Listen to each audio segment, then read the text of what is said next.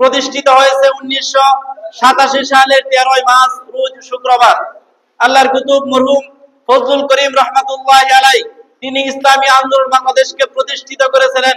তার একমাত্র লক্ষ্য হলো বাংলাদেশের ভিতরে যখন অরাজকতা নৈরাজ্য সৃষ্টি হয়, বাংলাদেশের মানুষ যখন বিভিন্নভাবে দুর্নীতিগ্রস্ত হয়ে গেছে, এমন একটা দুর্নীতিগ্রস্ত গুণে ধরা সমাজকে মুক্ত করে বাংলার জমিনে ইসলামী হুকুমতকে প্রতিষ্ঠিত করার জন্যই ইসলামী আন্দোলন বাংলাদেশকে প্রতিষ্ঠিত করা হয়েছে। সংগ্রামী উপস্থিতি, বাংলাদেশ এমন একটা রাষ্ট্র, ভারত উপমহাদেশ এমন একটা দেশ, যেই দেশের ভিতরে মুসলমানরা 800 বছর পর্যন্ত শাসন করেছে, ঠিক কিনা বলেন? সংগ্রামী উপস্থিতি, সর্বশেষে ইংরেজরা যখন 1857 সালে এই ভারত উপমহাদেশ দখল করে নেয়, দখল করে নেওয়ার পরে তারা প্রায় 190 বছর পর্যন্ত ভারত উপমহাদেশ ব্রিটিশরা শাসন করেছে।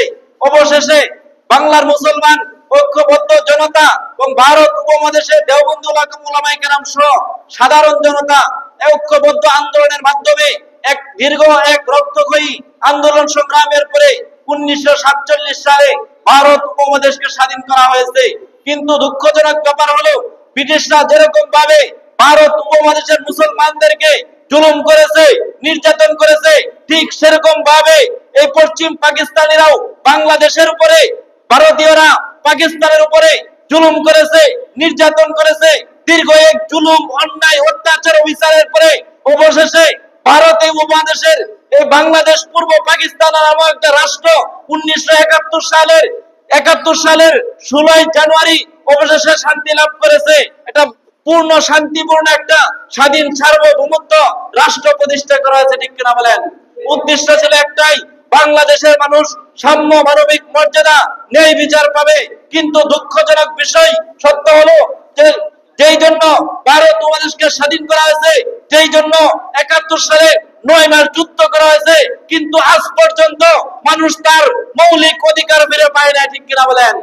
সংগ্রামী উপস্থিতি, অবশেষে বাংলাদেশের জন্ম হওয়ার 55 বছর পরে এই 2024 সালে আপামর জনসাধারণ, বাংলার তৌহিদি জনতা, বাংলার ছাত্র জনতা, কওমি মাদ্রাসার ছাত্র, ভার্সিটির ছাত্র সহ বাংলাদেশের খেটে খাওয়া আপামর জনসাধারণ, তারা প্রায় 16 জুলাই থেকে নিয়ে 5 আগস্ট পর্যন্ত প্রায় 20 দিন পর্যন্ত শত শত মায়ের বুক খালি করার পরে সাম্য, মানবিক মর্যাদা, ন্যায় বিচার প্রতিষ্ঠা করার জন্য অবশেষে 5 আগস্ট একটা বিপ্লবী, একটা ফ্যাসিস্ট সরকারকে তারা হটিয়ে বিপ্লবী সরকার গঠন করার জন্য তারা রক্ত দিয়েছিল।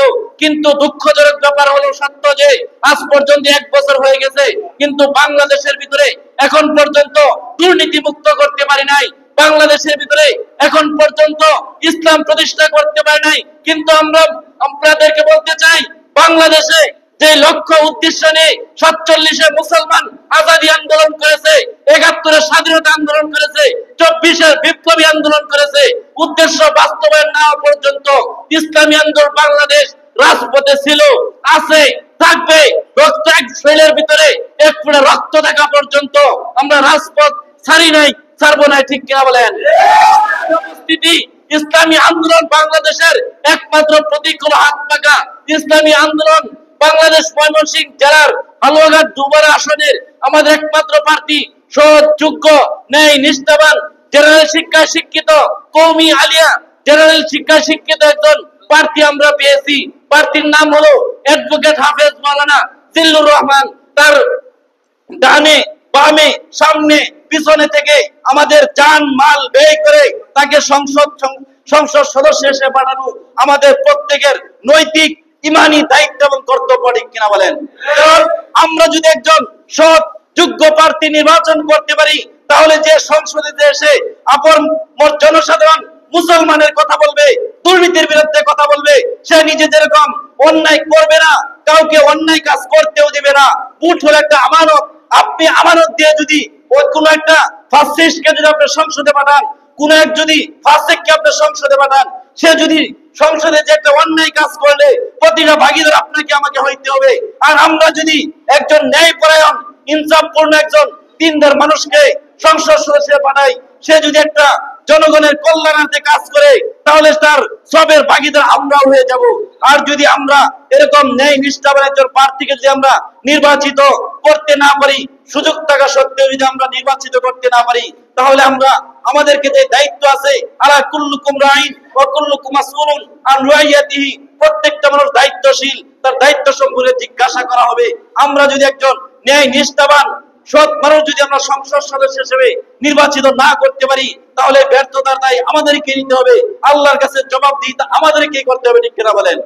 সংগ্রামী উপস্থিতি, এই আমাদের আজকের এই সম্মেলন অনুষ্ঠিত একটা উদ্দেশ্য হলো বাংলাদেশের এই প্রত্যন্ত অঞ্চল, সীমান্তবর্তী এলাকা যেন আমরা উন্নয়ন করে সুশাসন যেন আমরা প্রতিষ্ঠা করতে পারি। আমাদের মার্কা আছে, মার্কা আরো জোরে হয়েছে না তো? এবার যাবে হালুয়াঘাটে, দুবাউড়াই, বিজয় হবে পীর সাহেব চরমোনাই। নেতা নয় নীতি চাই, নেতা নয় নীতি চাই। প্রার্থী মোদের জিল্লুর রহমান, আমাদের প্রার্থী কে?